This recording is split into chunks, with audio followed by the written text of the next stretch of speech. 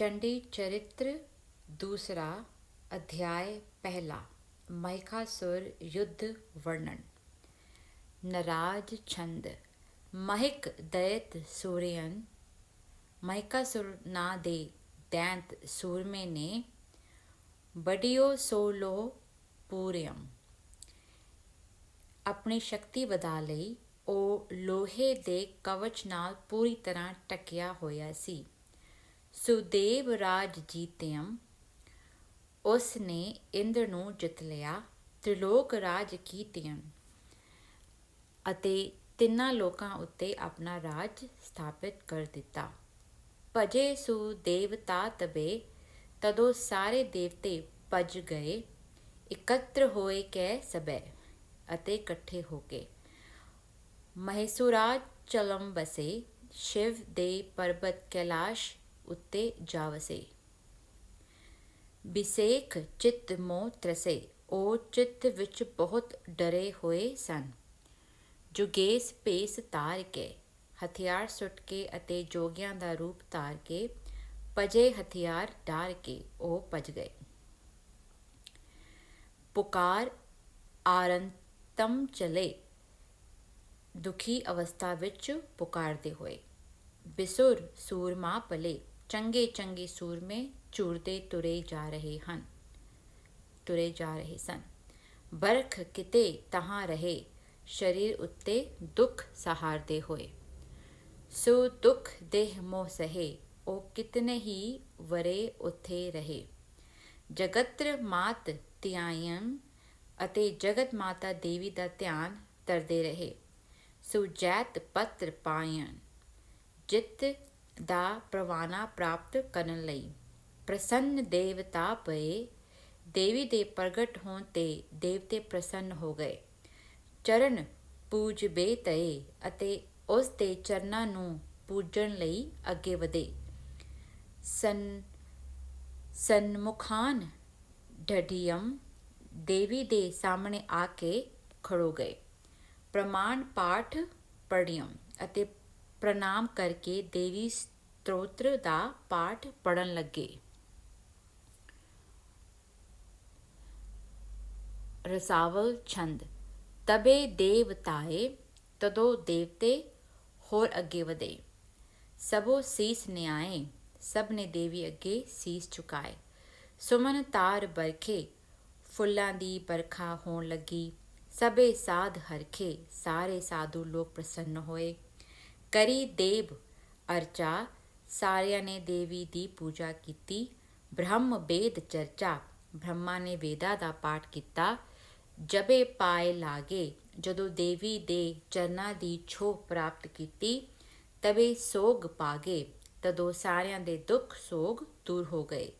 ਬੇਨੰਤੀ ਸੁਣਾਈ ਦੇਵਤਿਆਂ ਨੇ ਆਪਣੀ ਵਿਥਿਆ ਸੁਣਾਈ। ਭਵਾਨੀ ਰਜਾਈ ਦੇਵੀ ਪ੍ਰਸੰਨ ਹੋ ਗਈ। ਸਭੇ ਸ਼ਸਤਰ ਧਾਰੀ ਤਦ ਦੇਵੀ ਨੇ ਸਾਰੇ ਸ਼ਸਤਰ ਧਾਰਨ ਕੀਤੇ।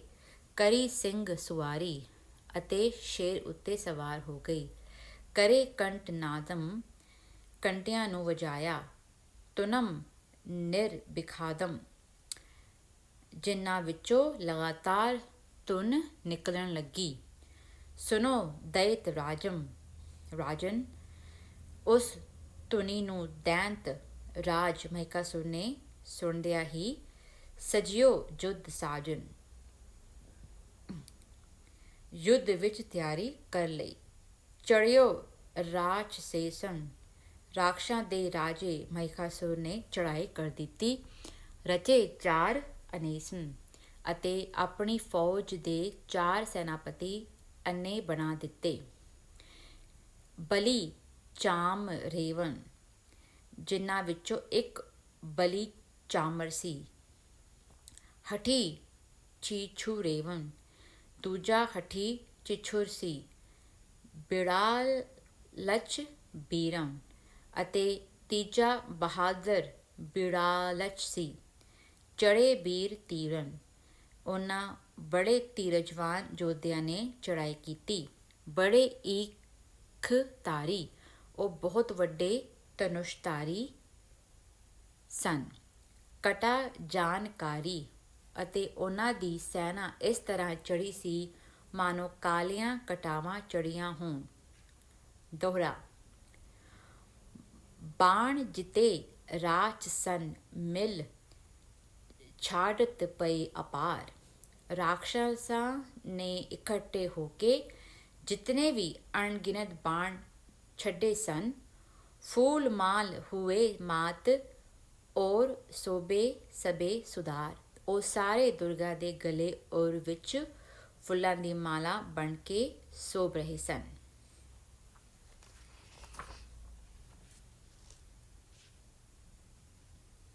ਭੁਜੰਗ ਪ੍ਰਿਆਤ ਛੰਦ। ਜਿਤੇ ਦਾਨਵੋ ਬਾਣ ਪਾਣੀ ਚਲਾਏ। ਜਿਤਨੇ ਵੀ ਬਾਣ ਦਾਨਵਾਂ ਨੇ ਆਪਣੇ ਹੱਥਾਂ ਨਾਲ ਚਲਾਏ, ਤਿਤੇ ਦੇਵਤਾ ਆਪ ਕਾਟੇ ਬਚਾਏ। ਉਤਨੇ ਹੀ ਦੇਵੀ ਨੇ ਕੱਟ ਕੇ ਆਪਣੇ ਆਪ ਨੂੰ ਬਚਾ ਲਿਆ। ਕਿਤੇ ਢਾਲ ਢਾਏ ਕਿਤੇ ਪਾਸ ਪੇਲੇ, ਕਿਤਨਿਆਂ ਦੈਂਤਾਂ ਨੂੰ ਢਾਲ ਮਾਰ ਕੇ ਢਾਹ ਲਿਆ। ਪਰੇ ਬਸਤਰ ਲੇਹੂ ਜਨੋ ਫਾਗ ਖੇਲੇ, ਅਤੇ ਕਿਤਨਿਆਂ ਨੂੰ ਪਾਸ਼ ਫੰਦੇ ਵਿੱਚ ਵਸਾ ਲਿਆ। ਉਹਨਾਂ ਦੇ ਬਸਤਰ ਲਹੂ ਨਾਲ ਲਿਬੜੇ ਹੋਏ ਸਨ, ਮਾਨੋ ਹੋਲੀ ਖੇਡ ਰਹੇ ਹੋਣ। ਦੁਰਗਾ ਹੂੰ ਕੀਨ ਖੇਤ ਤੁੰਕੇ ਨਗਾਰੇ। ਦੁਰਗਾ ਨੇ ਰਣ ਮੰਡਿਆ ਅਤੇ ਨਗਾਰੇ ਵੱਜੇ।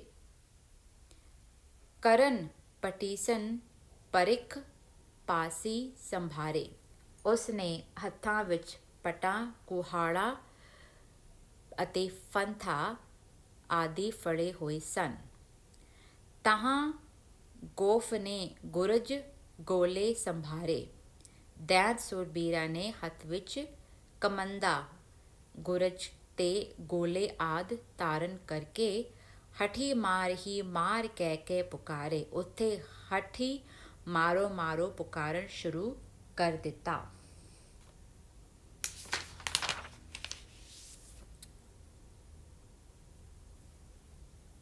ਤਬੇ ਅਸ਼ਟ ਹਾਥਨ ਹਥਿਆਰਨ ਸੰਭਾਰੇ। ਤਦੋਂ 8 ਭੁਜਾਵਾਂ ਵਾਲੀ ਦੇਵੀ ਨੇ 8 ਹੱਥਾਂ ਵਿੱਚ ਹਥਿਆਰ ਫੜ ਲਏ।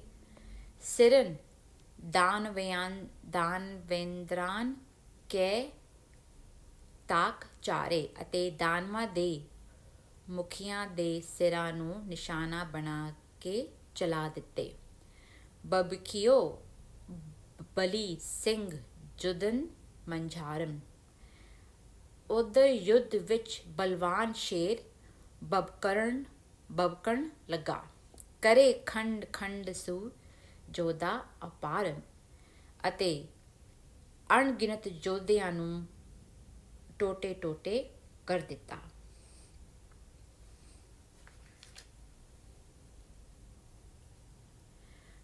ਤੋਟਕ ਛੰਦ। ਤਬ ਦਾਨਵ ਰੋਸ ਪਰੇ ਸਭ ਹੀ, ਜਦੋਂ ਦੁਰਗਾ ਦੇ ਬਾਣ ਉਹਨਾਂ ਦੈਤਾਂ ਨੂੰ ਲੱਗੇ। ਜਗ ਮਾਤ ਕੇ ਬਾਣ ਲੱਗੇ ਜਬ ਹੀ, ਜਦੋਂ ਸਾਰੇ ਦਾਨਵ ਗੁੱਸੇ ਨਾਲ ਭਰ ਗਏ। ਬਿਬੀਦਾ ਯੁੱਧ ਲੈ ਸੂ ਬਲੀ ਹਰਖੀ। ਅਨੇਕ ਪ੍ਰਕਾਰ ਦੇ ਸ਼ਸਤਰ ਲੈ ਕੇ ਬਹਾਦਰ ਦੈਂਤ ਪ੍ਰਸੰਨ ਹੋ ਗਏ।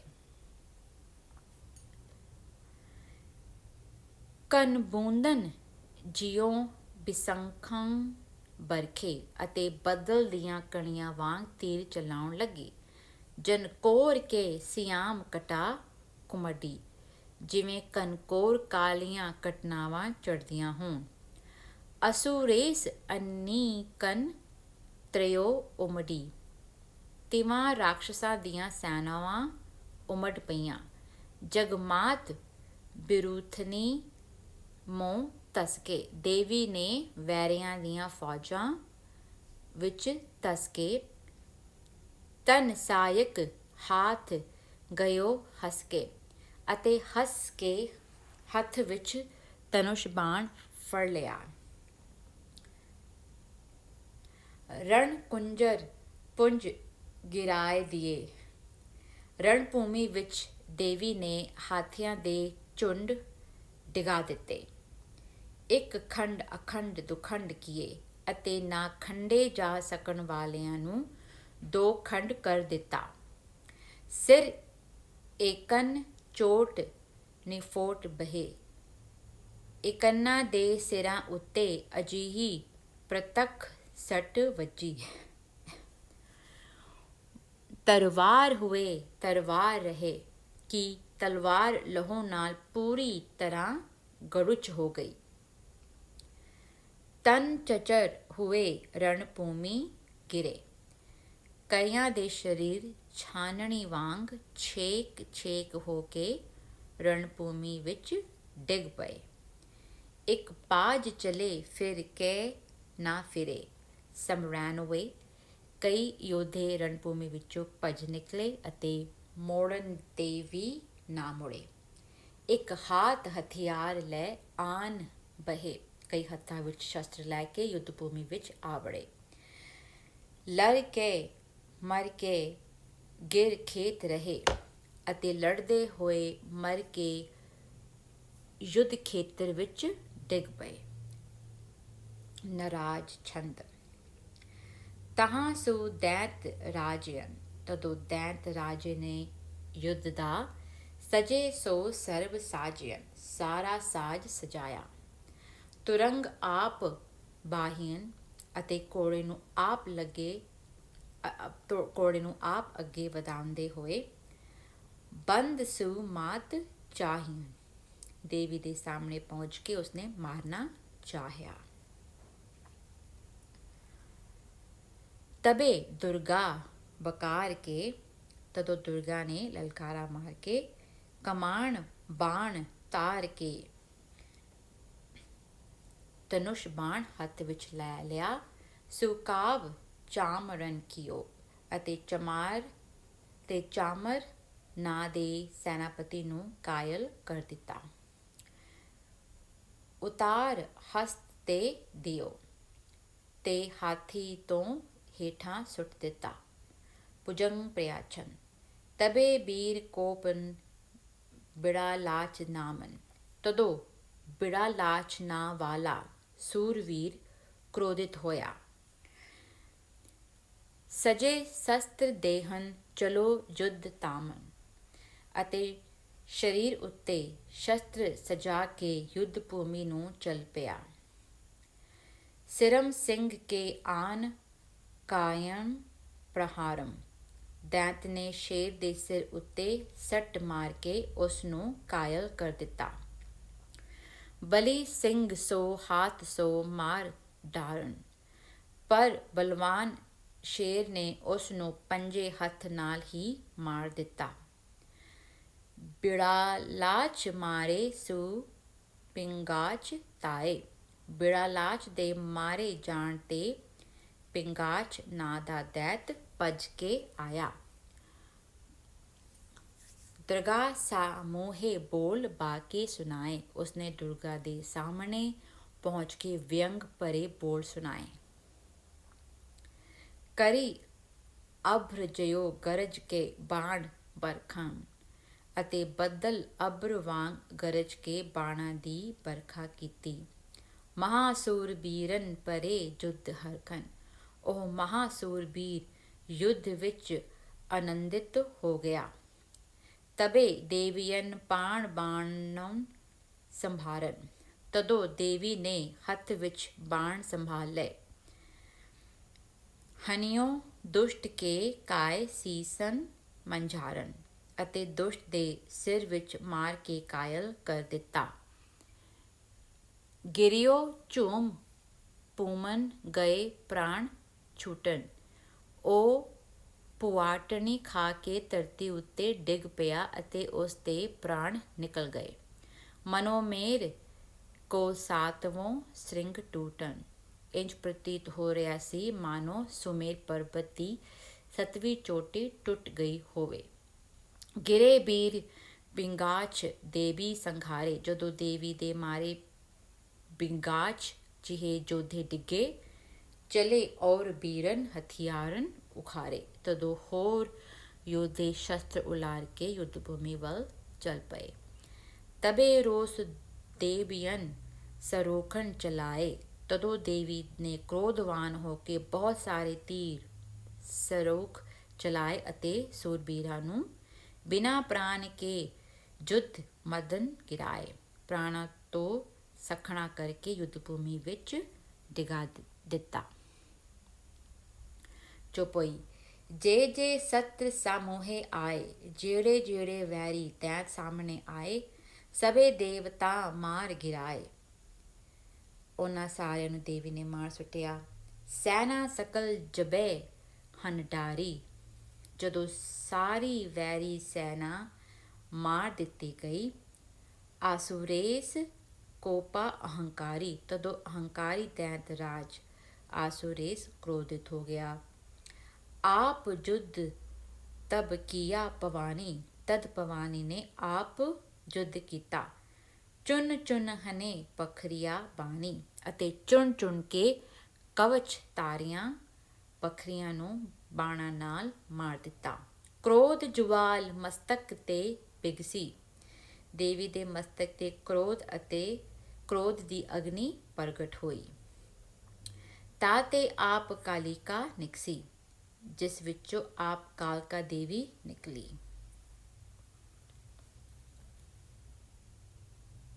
ਮਧੁਪਾਰ ਛੰਦ। ਮੁਖ ਬਮਤ ਜੁਆਲ। ਕਾਲਕਾ ਦੇ ਮੂੰਹ ਵਿੱਚੋਂ ਅਗਨੀ ਨਿਕਲ ਰਹੀ ਸੀ। ਨਿਕਸੀ ਕਪਾਲ। ਦੇਵੀ ਦੁਰਗਾ ਦੇ ਮੱਥੇ ਤੋਂ ਨਿਕਲੀ। ਮਾਰੇ ਗਜੇਸ। ਉਸਨੇ ਹਾਥੀਆਂ ਦੇ ਸਵਾਰਾਂ ਨੂੰ ਮਾਰ ਦਿੱਤਾ। ਛੁੱਟੇ ਹੈਏਸ। ਅਤੇ ਘੋੜਿਆਂ ਤੇ ਸੁਆਮੀਆਂ ਨੂੰ ਘੋੜਿਆਂ ਤੋਂ ਵਿਛੋੜ ਦਿੱਤਾ ਅਰਥਾਤ ਮਾਰ ਦਿੱਤਾ। ਛੁਟੰਤ ਬਾਣ। ਯੁੱਧ ਵਿੱਚ ਬਾਣ ਚੱਲ ਰਹੇ ਸਨ। ਚਮਕਤ ਕਿਰਪਾਨ। ਤਲਵਾਰਾਂ ਚਮਕ ਰਹੀਆਂ ਹਨ। ਸਾਂਗਨ ਪ੍ਰਹਾਰ। ਬਰਛਿਆਂ ਦੇ ਵਾਰ ਹੋ ਰਹੇ ਸਨ। ਖੇਲਤ ਧਮਾਲ। ਮਾਨੋ ਸੂਰਮੇ ਧਮਾਲ ਨਾਚ ਪਾ ਰਹੇ ਹੋਣ। ਬਾਹੇ ਨਿਸੰਗ। ਦੈਂਤ ਨਿਸੰਗ ਹੋ ਕੇ ਸ਼ਸਤਰ ਚਲਾ ਰਹੇ ਸਨ। ਉਠੇ ਚੜੰਗ। ਉਹਨਾਂ ਦੇ ਵੱਜਣ ਨਾਲ ਫੁੱਲਝੜੀਆਂ ਪ੍ਰਗਟ ਹੁੰਦੀਆਂ ਸਨ। ਤੁਪਕ ਤੜਾਕ। ਬੰਦੂਕਾਂ ਤੋਂ ਤੜ ਤੜ ਦੀ ਆਵਾਜ਼ਾਂ ਨਿਕਲ ਰਹੀ ਸੀ। ਉਠਤ ਕੜਾਕ। ਅਤੇ ਗੋਲੀਆਂ ਵਰਨ ਨਾਲ ਕਾਰ ਕਾਰ ਦੀ ਧੁਨ ਉੱਠ ਰਹੀ ਹੈ। ਬਰਕੰਤ ਮਾਏ। ਦੇਵੀ ਮਾਤਾ ਲਲਕਾਰਦੀ ਸੀ। ਭਬਕੰਤ ਕਾਏ। ਜ਼ਖਮਾਂ ਵਿੱਚੋਂ ਲਹੂ ਬਗ ਬਗ ਕਰਕੇ ਨਿਕਲ ਰਿਹਾ ਸੀ। ਜੂਝੇ ਜੁਆਨ। ਸੂਰਮੇ ਲੜ ਰਹੇ ਸਨ। ਨਚੇ ਕਿਕਾਣ। ਘੋੜੇ ਨੱਚ ਰਹੇ ਸਨ। ਰੁਆਮਲ ਛੰਦ। ਤਾਇਓ ਅਸੁਰਯਾਂਦਰ ਤਹ ਨਿਜ ਕੋਪ ਓਪ ਬਢਾਏ। ਤਦੋਂ ਦੈਂਤ ਰਾਜਾ ਕ੍ਰੋਧਿਤ ਹੋ ਕੇ ਆਪਣੀ ਸ਼ਕਤੀ ਨੂੰ ਵਧਾਉਂਦਾ ਹੋਇਆ ਸੰਗ ਲੈ ਚਤੁਰੰਗ ਸੈਨਾ ਸੁਧ ਸ਼ਸਤਰ ਨਚਾਏ। ਚਤੁਰੰਗਣੀ ਸੈਨਾ ਨੂੰ ਨਾਲ ਲੈ ਕੇ ਅੱਗੇ ਵਧਿਆ ਜਿਸਦੇ ਸੈਨਿਕ ਹਥਿਆਰ ਨੂੰ ਘੁਮਾ ਰਹੇ ਸਨ। ਦੇਵੀ ਸ਼ਸਤਰ ਲਗੇ ਗਿਰੇ ਰਣ ਰੁੱਝ ਜੁਝ ਜੁਆਨ। ਉਹ ਸੈਨਿਕ ਦੇਵੀ ਦੇ ਸ਼ਸਤਰ ਲੱਗਣ ਨਾਲ ਰਣ ਵਿੱਚ ਜੂਝਦੇ ਹੋਏ ਡਿੱਗ ਪਏ ਸਨ। ਪੀਲਰਾਜ ਫਿਰੇ ਕਹੂੰ ਰਣ ਸੁਝ ਜੁਝ ਕਿਕਾਣ। ਰਣ ਵਿੱਚ ਕਿਤੇ ਗਜ ਰਾਜ ਅਤੇ ਕਿਤੇ ਸੁੰਦਰ ਘੋੜੇ ਸਵਾਰ ਤੋਂ ਵਿਛੁੰਨੇ ਜੂਝ ਫਿਰ ਰਹੇ ਸਨ।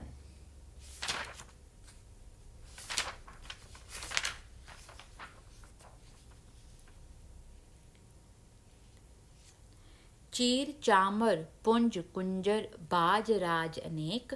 ਯੁੱਧ ਭੂਮੀ ਵਿੱਚ ਕਿਤੇ ਬਸਤਰ ਚੋਰਾਂ ਅਤੇ ਹਾਥੀਆਂ ਦੇ ਝੁੰਡ ਅਤੇ ਅਨੇਕ ਸ਼੍ਰੇਸ਼ਟ ਘੋੜੇ।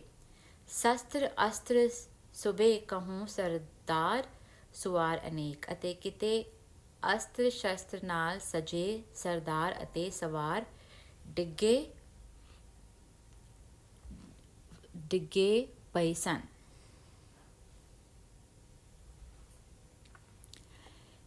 ਤੇਗ ਤੀਰ ਤੁਫੰਗ ਤਬਰ ਕੁਹੁਕ ਬਾਨ ਅਨੰਤ। ਕਿਤੇ ਤਲਵਾਰਾਂ, ਤੀਰ, ਬੰਦੂਕਾਂ, ਕੁਹਾੜੇ, ਸੀਟੀ ਦੀ ਆਵਾਜ਼ ਕੱਢਣ ਵਾਲੇ ਕੁਹੁਕ ਬਾਣ ਖਿੰਡੇ ਪਏ ਸਨ। ਬੇਦ ਬੇਦ ਗਿਰੇ ਬਰਛਿਨ ਸੂਰ ਸ਼ੋਭਾਵੰਤ। ਅਤੇ ਕਿਤੇ ਬਰਛਿਆਂ ਨਾਲ ਵਿੰਨੇ ਹੋਏ ਸੂਰਬੀਰ ਡਿੱਗੇ ਹੋਏ ਸ਼ੋਭਾ ਪਾ ਰਹੇ ਸਨ। ਗਿਰਦ ਬ੍ਰਿਧ ਉਡੇ ਤਹਾਂ ਫਿਰ ਫਿਕਰੰਤ ਸੁਆਨ ਸ਼੍ਰਿੰਗਾਲ। ਉੱਥੇ ਯੁੱਧ ਭੂਮੀ ਵਿੱਚ ਵੱਡੀਆਂ ਵੱਡੀਆਂ ਗਿੱਧਾਂ ਉੱਡ ਰਹੀਆਂ ਸਨ ਅਤੇ ਕੁੱਤੇ ਤੇ ਗਿੱਦੜ ਬੋਲ ਫਿਕਰੰਤ ਰਹੇ ਸਨ।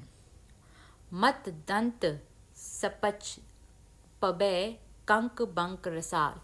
ਡਿੱਗੇ ਹੋਏ ਮਸਤ ਹਾਥੀ ਪੱਖਾਂ ਵਾਲੇ ਪਰਬਤਾਂ ਵਰਗੇ ਲੱਗਦੇ ਸਨ ਅਤੇ ਉਹਨਾਂ ਉੱਤੇ ਬੈਠੇ ਕਾ ਨੋਕੀਲੀ ਦੱਬ ਰਸਾਲ ਜਿਹੇ ਪ੍ਰਤੀਤ ਹੁੰਦੇ ਸਨ। ਛੁਦਰ ਮੀਨ ਛੁਰੂਤਰਕਾ ਅਰ ਚਰਮ ਕੱਛਪ ਅਨੰਤ। ਛੋਟੀਆਂ ਛੁਰੀਆਂ ਨਿੱਕੀਆਂ ਮੱਛੀਆਂ ਜਿਹੀਆਂ ਸਨ ਅਤੇ ਅਨੰਤ ਟਾਲਾਂ ਕਛੂਆਂ ਵਾਂਗ ਸਨ। ਨਕਰ ਬਕਰ ਸੁਬਰਮ ਸੋਭਿਤ ਸ਼੍ਰੋਣ ਨੀਰ ਦੁਰੰਤ। ਕਵਚ ਬਰਮ ਭਿਆਨਕ ਮਗਰਮੱਛ ਵਰਗੇ ਸੋਭ ਰਹੇ ਸਨ ਅਤੇ ਲਹੂ ਅਥਾਹ ਪਾਣੀ ਦੀ ਨਦੀ ਦੇ ਸਮਾਨ ਸੀ।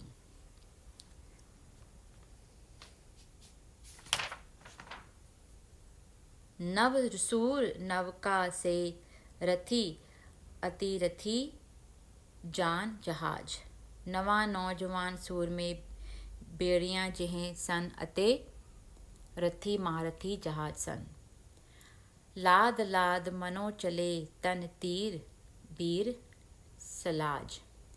ਮਾਨੋ ਸੂਰਮੇ ਲਾਜ ਰੱਖਦੇ ਹੋਏ ਧੀਰਜ ਦੇ ਤਨ ਨੂੰ ਲੱਦ ਲੱਦ ਕੇ ਜਾ ਰਹੇ ਹੋਣ। ਮੋਲ ਬੀਚ ਫਿਰੇ ਚੁਕਾਤ ਦਲਾਲ ਖੇਤ ਖਤੰਗ। ਯੁੱਧ ਭੂਮੀ ਵਿੱਚ ਤੀਰ ਦਲਾਲਾਂ ਵਾਂਗ ਮੂਲ ਚੁਕਾਉਣ ਲਈ ਘੁੰਮ ਰਹੇ ਸਨ। ਗਾਹ ਗਾਹੇ ਫਿਰੇ ਫਵ ਜਨ ਚਾਰ ਦਿਰਬ ਨਿਖੰਗ। ਫੌਜਾਂ ਯੁੱਧ ਭੂਮੀ ਵਿੱਚ ਤਰਕਸ਼ਾਂ ਤੋਂ ਤੀਰਾਂ ਰੂਪੀ ਤਨ ਨੂੰ ਚੁਕਾ ਕੇ ਇੱਧਰ ਉੱਧਰ ਦੌੜੀਆਂ ਫਿਰ ਰਹੀਆਂ ਸਨ। ਅੰਗ ਪੰਗ ਗਿਰੇ ਕਹੂੰ ਬਹੁਰੰਗ ਰੰਗਿਤ ਬਸਤਰ। ਕਿਤੇ ਸਰੀਰਾਂ ਨਾਲੋਂ ਕੱਟੇ ਹੋਏ ਅੰਗ ਡਿੱਗੇ ਪਏ ਸਨ, ਕਿਤੇ ਬਹੁਰੰਗੀ ਬਸਤਰ ਪਏ ਸਨ। ਚਰਮ ਬਰਮ ਸੁੰਭਨ ਕਹੂੰ ਰਣ ਸ਼ਸਤਰ ਰੂ ਅਸਤਰ। ਰਣਭੂਮੀ ਵਿੱਚ ਕਿਤੇ ਢਾਲ ਕਵਚ ਅਤੇ ਅਸਤਰ ਸ਼ਸਤਰ ਪਏ ਸ਼ੋਭ ਰਹੇ ਸਨ। ਮੁੰਡ ਤੁੰਡ ਤੁਜਾ ਪਤਾਕਾ ਟੂਕ ਟਾਕ ਅਰੇਕ। ਕਿਤੇ ਸਿਰ ਮੂੰਹ ਅਤੇ ਕਿਤੇ ਝੰਡੇ ਝੰਡੀਆਂ ਟੁੱਟ ਫੁੱਟੇ ਵੱਖ ਵੱਖ ਹੋਏ ਡਿੱਗੇ ਹੋਏ ਸਨ। ਜੂਝ ਜੂਝ ਪਰੇ ਸਭੇ ਅਰ ਬਾਚਿਓ ਨਹੀਂ ਏਕ। ਸਾਰੇ ਵੈਰੀ ਲੜ ਲੜ ਕੇ ਡਿੱਗੇ ਪਏ ਸਨ ਅਤੇ ਕੋਈ ਇੱਕ ਵੀ ਬਚਿਆ ਨਹੀਂ ਸੀ। ਕੋਪ ਕੇ ਮਹਿਖੇਸ ਦਾਨੋ ਤਾਇਓ ਤਹਿਕਾਲ। ਉਸ ਵੇਲੇ ਕ੍ਰੋਧਵਾਨ ਹੋ ਕੇ ਮਹਿਕਾਸੁਰ ਦੈਤ ਨੇ ਤਾਵਾ ਕੀਤਾ। ਅਸਤਰ ਸ਼ਸਤਰ ਸੰਭਾਰ ਸੂਰੋ ਰੂਪ ਕੇ ਵਿਕਰਾਲ। ਉਸ ਨੇ ਅਸਤਰ ਸ਼ਸਤਰ ਧਾਰਨ ਕਰਕੇ ਭਿਆਨਕ ਰੂਪ ਬਣਾ ਲਿਆ। ਕਾਲ ਪਾਣ ਕਿਰਪਾਨ ਲੈ ਤਹਿ ਮਾਰਿਓ ਤਤਕਾਲ। ਕਾਲੀ ਦੇਵੀ ਨੇ ਹੱਥ ਵਿੱਚ ਕਿਰਪਾਨ ਲੈ ਕੇ ਉਸ ਨੂੰ ਤੁਰੰਤ ਮਾਰ ਦਿੱਤਾ। ਜੋਤੀ ਜੋਤ ਬਿਖੇ ਮਿਲ ਤਜ ਬ੍ਰਹਮਰੰਦਰ ਉਤਾਲ। ਦੈਂਤ ਦੀ ਜੋਤ ਉਸ ਦੇ ਦਸਮ ਦੁਆਰ ਬ੍ਰਹਮਰੰਦਰ ਛੱਡ ਕੇ ਛੇਤੀ ਨਾਲ ਪਰਮ ਜੋਤ ਵਿੱਚ ਵਿਲੀਨ ਹੋ ਗਈ।